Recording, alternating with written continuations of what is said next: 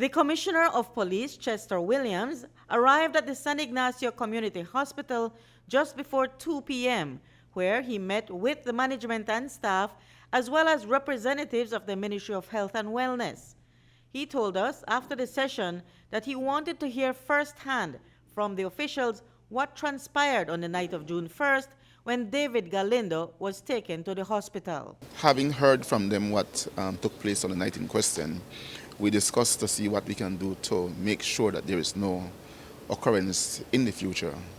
And one of the things that we are doing is that my legal officer, Mr. Jones, will be working along with Dr. Sabido to develop a protocol in terms of how the police is going to respond to incidents at the hospital, and even what the police is going to do when there is a high-profile patient being treated at the hospital, particularly if that patient is brought by the police.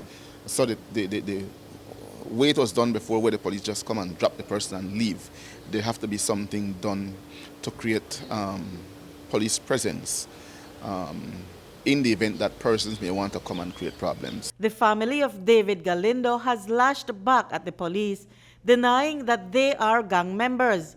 Galindo's brother, Minor Galindo, told News 5 on Tuesday evening that he was not at the hospital the night when his brother got shot, and that he only found out that he had been shot when his family called to inform him. He said he found out that the ambulance driver did not want the family to accompany David to the hospital, and that if they tried to, he would park the ambulance.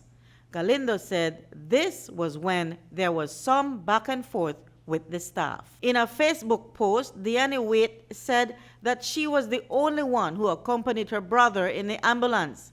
She denied that any of her relatives are gang members. Waite said, quote, "It wasn't even the police who took him to the hospital. We did, cause if it was left to them, they would hear a Galindo is down, they would move much slower. They took more than 30 minutes to arrive at the scene. We were desperate. We wanted the doctors to move faster. I do apologize for any misbehavior. The next thing they said, a gang member.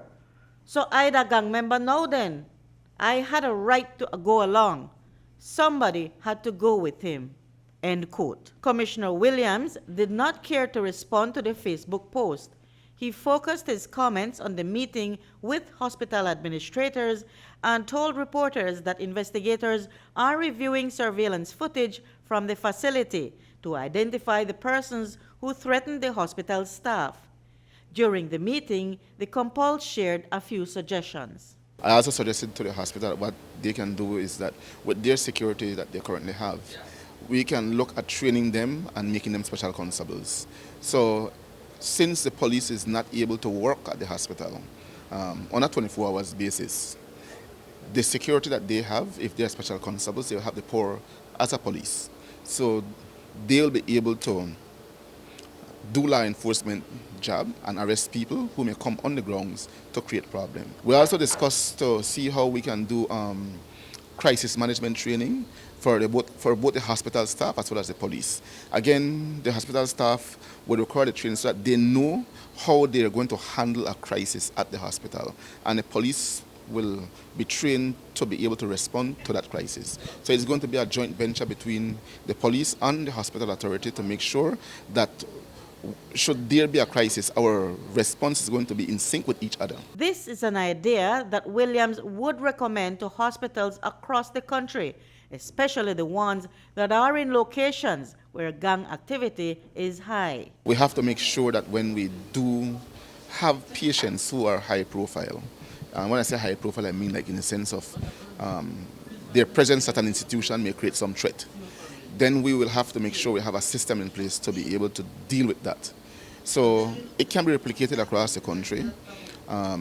Again, Belize City do have something, not in writing, but it is implied.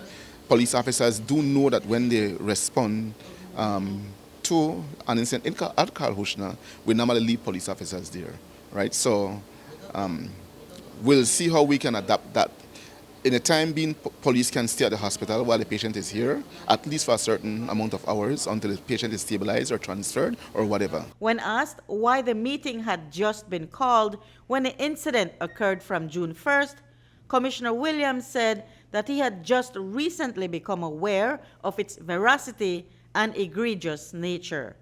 Reporting for News 5, I'm Marion Ali.